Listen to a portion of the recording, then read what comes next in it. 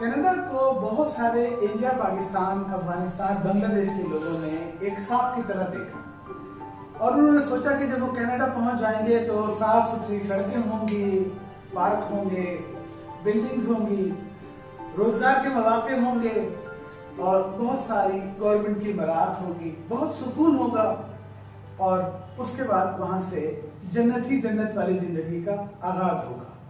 क्या आज वाकई ऐसा है या आज जिंदगी बहुत बदल चुकी है?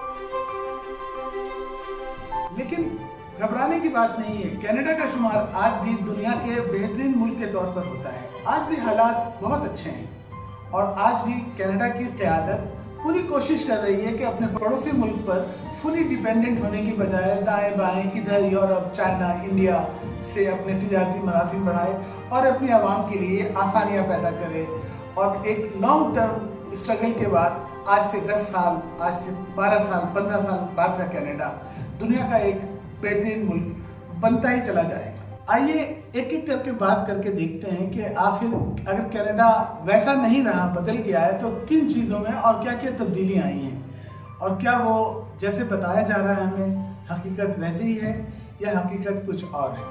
सबसे पहले लोग इमिग्रेशन से शुरू करते हैं। कनाडा लोग आते ही इसलिए हैं कि अपने रिश्तेदारों को बुला सकें और कनाडा लोग स्टूडेंट वीज़ा पे जाते ही इसलिए हैं कि आगे चलकर वो उसको वर्क परमिट में बदल लें। तो इमिग्रेशन में क्या तब्दीली आई है? पिछले 2 सालों में हुकूमत ने इमिग्रेशन में बहुत तब्दीलियाँ की हैं। खासतौर पर स्टूडेंट वीज़ा पर सख्ती आई है। बास कॉलेजेस की साख मुतासिर हुई है, जाली दाखिलों के केस सामने आए हैं और फिर हुकूमत ने स्टूडेंट्स की तादाद को महदूद करने का ऐलान कर दिया। वर्क परमिट्स के कवानीन में भी तब्दीली। ओपन वर्क परमिट हर केस पर अब आसान नहीं रहा। पीआर के पॉइंट्स और कैटेगरीज में भी मुकाबला बढ़ गया है। लेकिन इसका क्या मतलब? दरवाजे बंद हो गए हैं? इसका मतलब है कि अब सिस्टम ज्यादा फिल्टर्ड है। अब आपको उस फिल्टर को समझते हुए ट्राई करना है। दूसरा बड़ा मसला हाउसिंग क्राइसिस का है। बहुत महंगे घर हैं यहाँ, खरीदना तो नामुमकिन आज के नए लोगों के लिए, बल्कि किराए पे लेना भी आसान है। दुनिया के महंगे तरीन शहर अभी टोरंटो, वैंकूवर जैसे शहर बने हुए हैं और ज्यादातर इमिग्रेंट्स इन्हीं शहरों में आते हैं। अगर आप टोरंटो या वैंकूवर में रहते हैं तो आप जानते हैं कि किराए आसमानों को छू रहे हैं। एक बेडरूम अपार्टमेंट का किराया आम तनख्वाह वाले के लिए बड़ा बोझ बन चुका है। इसकी वजह क्या है? इसकी वजह यह है कि आबादी तेजी से बढ़ रही है। मकानात की सप्लाई उस रफ्तार से नहीं बढ़ रही है। खासकर कोविड के बाद मकान बनाने की रफ्तार में बहुत कमी आई है। मकान के साथ जो एक्सेसरीज होते हैं उसमें मुश्किलात हैं और ये चीज़ें रुक गई हैं। इंटरेस्ट रेट भी काफ़ी अरसे तक ऊंचे रहे हैं और उसका नतीजा ये निकला है कि किराए भी बढ़े हैं और घर भी बढ़े हैं। घर भी की कीमतें भी बढ़ी हैं और किराए का अमाउंट भी बढ़ता गया है। नए आने वालों के लिए आज के कनाडा में सबसे बड़ा चैलेंज हाउसिंग ही है। पहले 3 से 6 महीने वाकई ज़हनी दबाव वाले हो सकते हैं। इसके अलावा जॉब मार्केट की क्या हकीकत है? क्या वहाँ पहुँच जाएंगे तो जॉब मिल रही है, कम मिल रही है, क्या मुश्किलात हैं, किन शोबों में मिल रही है, उसको भी देखना होगा। ये सबसे हसास मौजू है। कुछ लोग कहते हैं कि नौकरियां नहीं मिल रही हैं, कुछ लोग कहते हैं कि काम की कमी नहीं, बल्कि आपको राइट स्किल चाहिए। दोनों बातें ही सच है। अगर आप IT, health care, construction, trade skills, ये मखसूस टेक्निकल फील्ड में हैं तो मौके आज भी मौजूद हैं। लेकिन अगर आप आम रिटेल या एंट्री लेवल की जॉब के लिए आते हैं तो मुकाबला बहुत सख्त है। कैनेडियन एक्सपीरियंस की शर्त हमेशा से थी और आज भी है और ये सबसे बड़ी हकीकत है कि कनाडा में लोकल एक्सपीरियंस के बाद ही जॉब मिलती है। उससे पहले लोगों को और जॉब करनी होती है। कैनेडियन एक्सपीरियंस के साथ साथ यहाँ जॉब आपको नेटवर्किंग से मिलती है, जान पहचान और रेफरेंस से मिलती है, जैसे कि सारी दुनिया में होता है। और नेटवर्किंग ही यहाँ की सबसे बड़ी करेंसी है।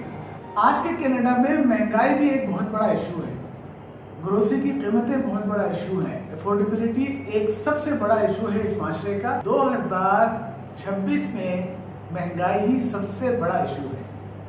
इंश्योरेंस अखराजात भी ऊपर गए हैं, लेकिन साथ साथ तनख्वाहें भी कुछ सेक्टर में बेहतर हुई हैं। टैक्स क्रेडिट्स और सोशल सपोर्ट सिस्टम अब भी यहाँ का बहुत मजबूत है। कनाडा का फायदा ये है कि यहाँ पर एक सिस्टम चलता है। अगर मुश्किल है تو سہولت بھی ہے۔ اگر مشکلات آتی ہیں تو ایسے ادارے ہیں یا سرکار آگے پیچھے بھاگ دوڑ کر کے اس مشکل سے آپ کو نکال دیتی ہے۔ یہ وہ باتیں ہیں جس پہ بات ہونی چاہیے، جس پہ آپ کی نظر ہونی چاہیے اگر آپ کینیڈا جا رہے ہیں یا جانا چاہتے ہیں یا ابھی نئے آئے ہیں، تو ان چیزوں پہ خاص فوکس رکھیں۔ تو کیا کینیڈا بدل گیا ہے؟ میری ذاتی رائے ہے کہ کینیڈا خراب نہیں ہوا ہے۔ کینیڈا اچھا ملک ہے، گروئنگ اور بہت ہی پرومسنگ کنٹری ہے، لیکن کینیڈا اب بدل گیا ہے۔ اس کے میں ساتھ ہوں، یہ بیانیہ درست ہے۔ اور اس کو اگر دوسرے الفاظ میں بیان کریں تو یہ کہیں کہ کینیڈا اب آسان نہیں رہا۔ کینیڈا اب آپ کو سمجھ کے، سیکھ کر، طریقے سے کینیڈا کے ساتھ جا کر دوستی بنانی ہے اور تعلق بنانا ہے۔ پہلے شاید بغیر پلان کے بھی لوگ سیٹل ہو جاتے تھے، لیکن اب اسٹریٹجی کے بغیر بہت مشکل ہے۔ اب آپ کو اپنے بجٹ کے لحاظ سے، اپنے وسائل کے لحاظ سے اور اپنی تعلیمی قابلیت کے لحاظ سے صحیح شہر کا انتخاب کرنا ہوگا، صحیح اسکل کے ساتھ آنا ہوگا، کم از کم 6 ماہ کا خرچ ساتھ رکھنا ہوگا اور ذہنی طور پر تیار رہنا ہوگا۔ کینیڈا اب فاسٹ منی کی جگہ نہیں ہے، یہ لانگ ٹرم اسٹیبلٹی کا ملک ہے۔ میں نہ آپ کو ڈرانا چاہتا ہوں، نہ آپ کو ترغیب دلانا چاہتا ہوں، بس جو خاص باتیں ہیں جس پہ آپ کی نظر ہونی چاہیے وہ اس کے لیے میں آپ کو جگا رہا ہوں۔ اگر آپ کینیڈا آنے کا سوچ رہے ہیں تو آنکھیں بند کر کے مت آئیے، آنکھیں کھلی رکھیے، ریسرچ کیجئے، جانیے، سمجھیے اور کینیڈا کی طرف بڑھیے۔ ریسرچ کریں، لوگوں سے بات کریں، سوالات کریں، پڑھیں اور اس کے مطابق اپنی جگہ بنائیں۔ کینیڈا آج بھی آپ کو ویلکم کرنے کو تیار ہے، کینیڈا آج بھی موقع دیتا ہے، لیکن آپ کو تیاری کرنی ہوگی۔ کینیڈا آپ کا استقبال کرنے کو تیار ہے اگر آپ تیاری کر کے آنے والے ہیں۔ کینیڈا کے حالات و واقعات، خبریں اور یہاں کی لائف اسٹائل سے جڑے رہنے کے لیے آپ میرے چینل کو سبسکرائب کیجئے۔ ملتے ہیں کسی اور ویڈیو میں۔